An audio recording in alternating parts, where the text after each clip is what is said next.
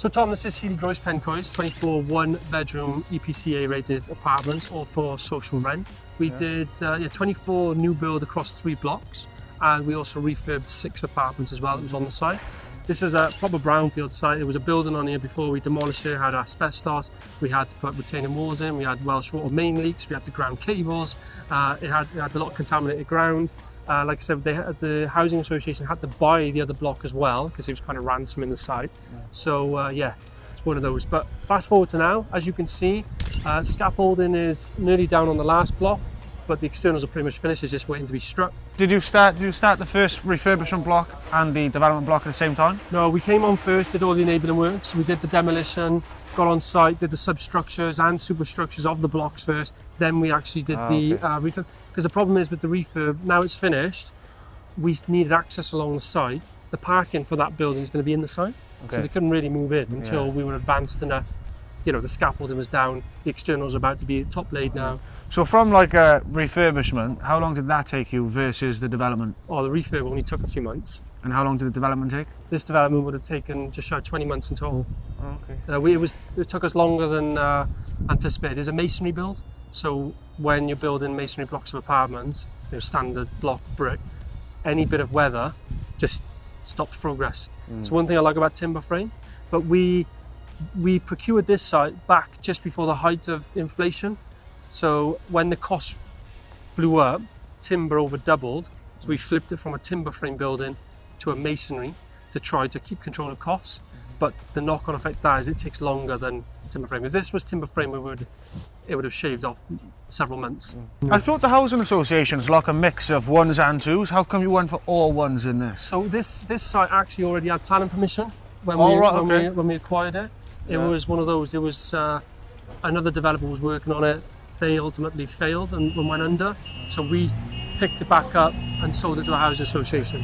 But there is a massive demand for one-bedroom apartments. Right, okay. The waiting list is over 1,000 in this area. So, you know, they're in massive demand.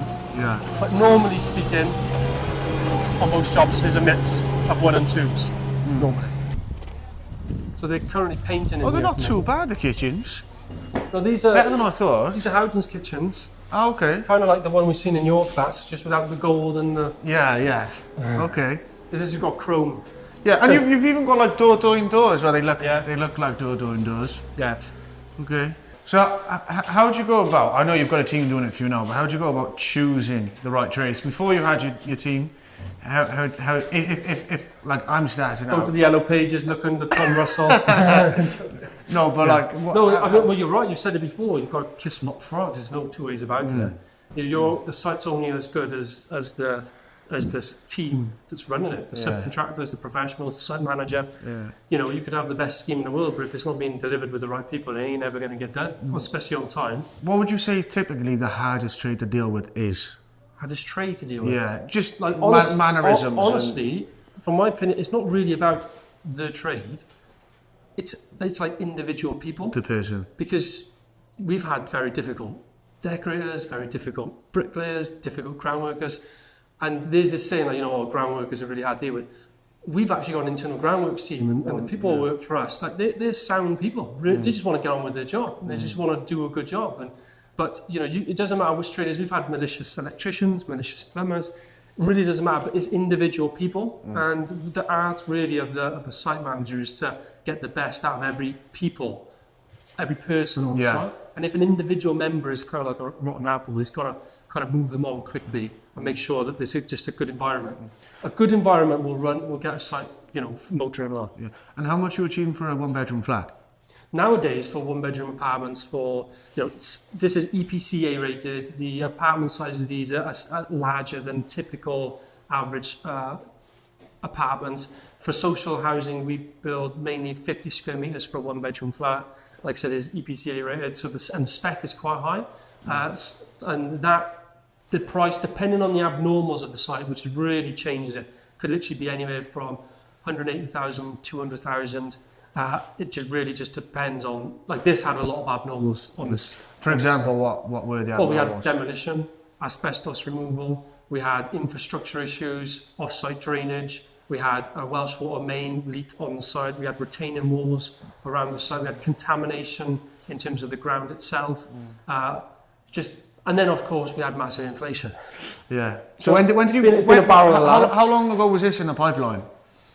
We work on average, for us it takes about 21 months in total from a site offer accepted to get on site. So just shy of 2 years, that's how long it takes through the whole system. Then we're on site on average 18 months. So our cycle is just shy of 40 months. Okay. So nearly, over three and a half years is our typical development cycle. From starting a site to know that we would have finished it, 3.5 to 4 years. Okay. So it's not a garage quick then. No, exactly. Okay. It's definitely not a 9-week turnaround. This in theory could be around about a £6 million development then, if we've got 30 units, somewhere around that figure.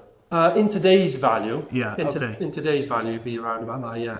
But this was procured prior to inflation, so no, this is substantially less. Okay. Unfortunately, we've got stung quite hard on inflation. Yeah. Kitchen, living area, see storage cupboard, got a bathroom.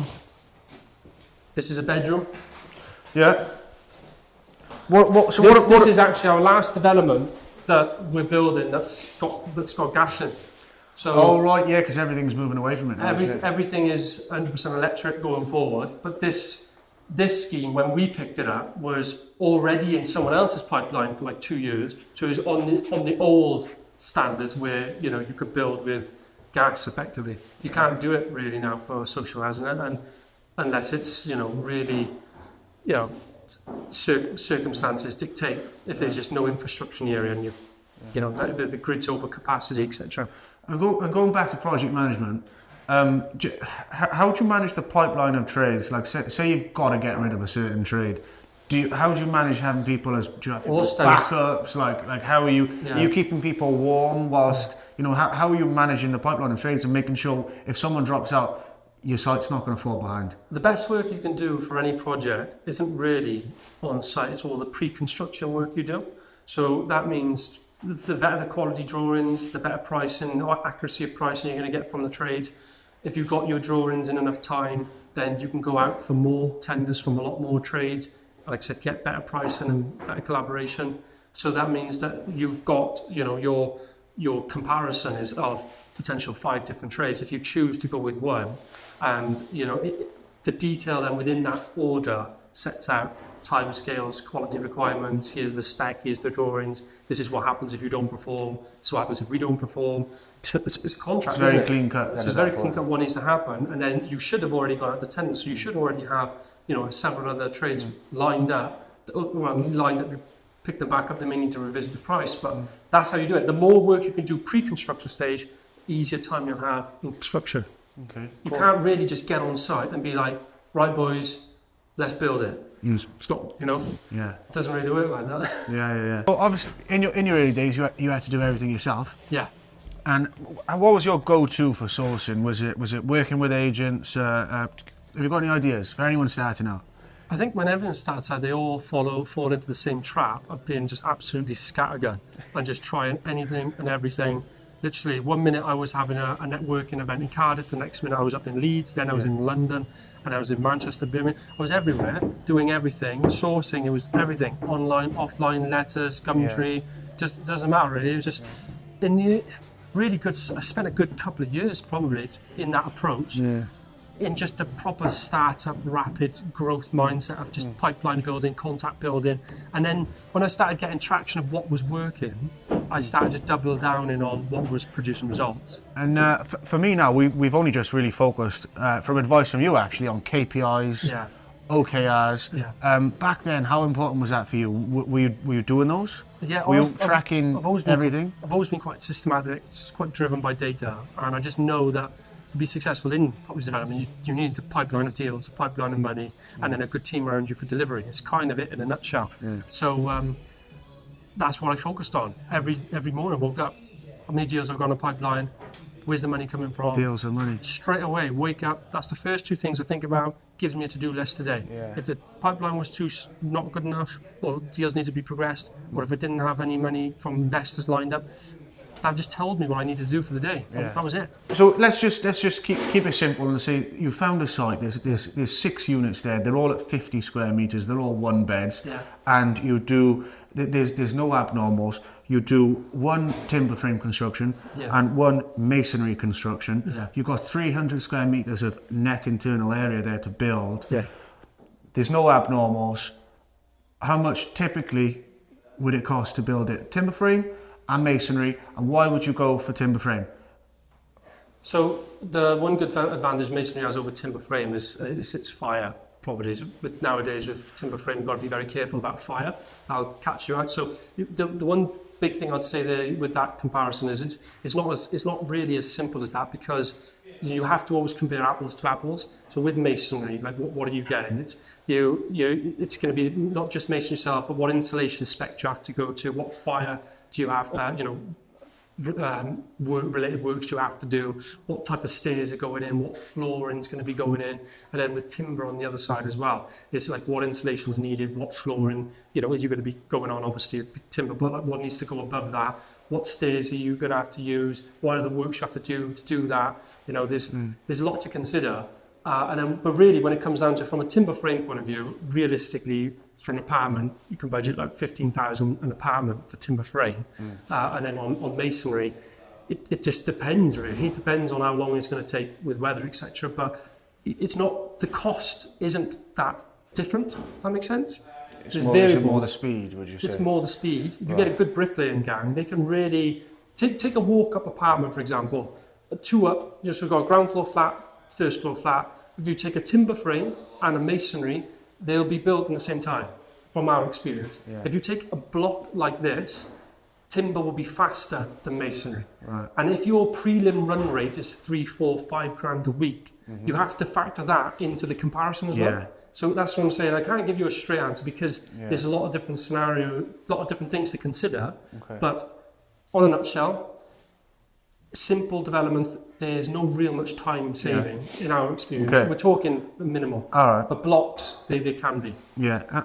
Okay. Which is really important. And we were talking numbers the other day. Did you say you had a QS look at housing association schemes and just roughly per square metre? What were they looking at? Oh, I mean, in today's world, your price per square metre is... Just to build? Yeah, it's like £3,000 a square metre at the moment. Yeah. I mean, 3-4 years ago, it was 30% lower than that. The price movement has been unreal. I remember when I started in this sector, and if you were above £2,000 a square metre, you were getting scrutinised.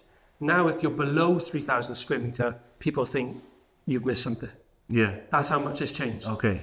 18 apartments, 1 and 2 bedroom, EPC A rated, social housing, ground floor, we've got 4, either 4 or 1 commercial units, just depends on what tenants we have really. Yeah. This is actually a town centre development, but it's actually quite fortunate because it has parking. Yeah.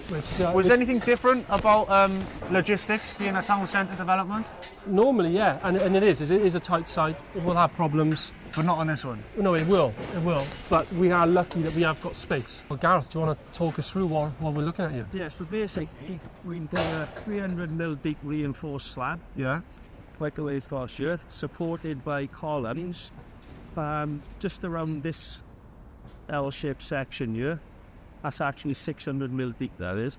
Okay. So where we've got like an overhang in the building, or an undercroft, as we call it, there's a thicker beam that runs around there. So you might see like spider shapes with 4 places there. That's extra steel to stop it from shearing.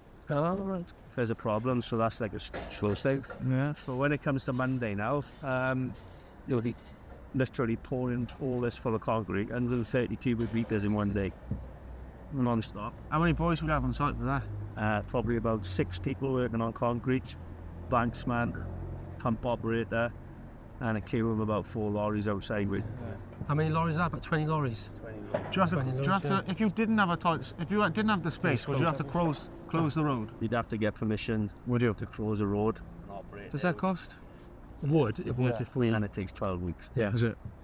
So you just need to be ahead of everything. But this is called a transfer slab, transfer deck. Transfer deck. Because we built masonry below for the commercial, and then on top of it, once the slab is poured, we've got SIP panels coming on here then. So on top of this, so below this level, traditional build, above is going to be SIPS panel and a combination of face brickwork cladding, brick slip system, block work with render. So there's like 4 different finishes on there. Why? Like Why would you opt this to? Huh? Or is that a planning policy thing? So we like to work with simplicity in this business. Yeah, so no, it is a good question. But this scheme that we're building now is probably its 6th reiteration of design, because planning have been very involved on the aesthetics and the looks. And as you can see, this is a town centre development. We've got buildings all around us. Literally, we demolished the building to rebuild here bigger, and we've got overlooking issues. We've got right to light issues. We've also got the fact that we demolished a building of local importance. So they were very involved on the design, and they wanted us really to make it look as best as possible. And for them, the planning authority, that resulted in a combination of different features. Really, we're even finishing the boundary wall with I think it's a stone boundary wall we're putting. Yeah, so we've got 5 different sets of materials going on. It does complicate matters. We've got all different shapes in the building, which complicates matters. But sometimes it's the only way you're going to get consent. Yeah. This took nearly 2 years to get consent. Wow. Was it a contract, or did you have it by unconditional? It was a conditional contract. Okay. So nearly 2 years to get planning consent on this. And then the build is 18 months, something like that in total. Did you set up an overage, or you just gave them the price and you just thought, the price. Yeah, and it did come back to bite us actually, because the original price was 20 units. Yeah, originally. And what's this? Being creative with the design, which does add complexity with the build, but we managed to get it to 18 when they originally wanted it to be 14, and it just wasn't viable. Yeah. And the commercial on the ground floor. But we have lost 2 units, but we had to honour the purchase price. So that didn't go very well. And who's taking the commercial? We're going to retain them. Okay. We'll just rent them out. Do you know who will be? No, yeah. Once we get close to that, it could either be 5 offices of 500 square foot on average, or just one big one of 2,000 square foot. I suppose Greg's like big units now, 2,500 square foot. They're more into drive-throughs at the moment. Yeah. So we did try. Oh, okay. Major delays on this site have been, would you say, or your biggest delays? I would say February, before I got here with the foundation system, that was a bit of an issue. Yeah. Oh, that was complex. Yeah. Since then, there's been the odd issue in here and there. Most things we've managed to patch it. But it is like, the steel system up there. The design drawing was signed off and implemented. Subcontractors tendered. Everyone starts work, and then all of a sudden, technical team between them and construction realise, what about the drainage outputs? The designs have changed now. People are on site, so it's like, hang on, don't go too far. Yeah. New drawings. Reviewed, issue them. Steel comes, getting it all wrong sorted steels before here. construction. You've said that so many times now. Is making sure pre-construction is massive, isn't it? The better pre-construction. Well, Gareth will tell you as a site manager. You correct my words, but I would say a good 80% plus of problems that come on site is because of some issue resulting from a pre-construction element. Something as simple, on mine there's not too much which could go wrong, but things like water, getting your utilities sorted, obviously that's a simple one. You want to make sure you're in early enough.